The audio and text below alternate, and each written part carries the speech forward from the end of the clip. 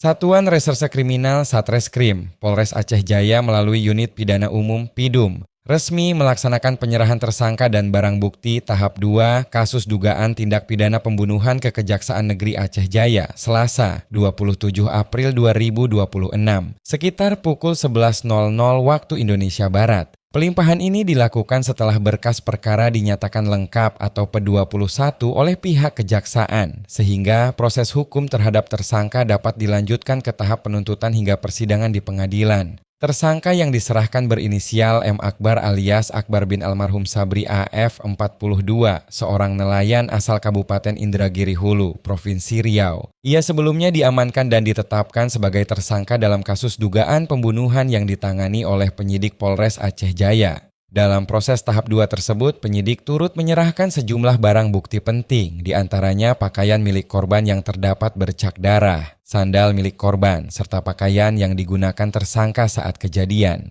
Kapolres Aceh Jaya AKBP Zulfa Renaldo SIK MSI melalui Kasat Reskrim Ibtu Julian Zairi menyampaikan bahwa pelaksanaan tahap 2 ini merupakan tahapan penting dalam penegakan hukum. Dengan diserahkannya tersangka dan barang bukti kepada jaksa penuntut umum, maka proses hukum selanjutnya akan berlanjut ke tahap persidangan. Ia menegaskan langkah tersebut merupakan bentuk komitmen Polres Aceh Jaya dalam memberikan kepastian hukum serta menghadirkan penegakan hukum yang profesional, transparan, dan akuntabel kepada masyarakat. Selain itu, pelaksanaan tahap 2 ini juga merupakan bagian dari implementasi program Komander Wish Kapolri Presisi Poin 6 yang menitik beratkan pada peningkatan kinerja penegakan hukum secara berkeadilan. Proses penyerahan berlangsung di kantor Kejaksaan Negeri Aceh Jaya dan diterima langsung oleh Jaksa Penuntut Umum. Kegiatan tersebut ditandai dengan penandatanganan buku register B12 serta berita acara serah terima.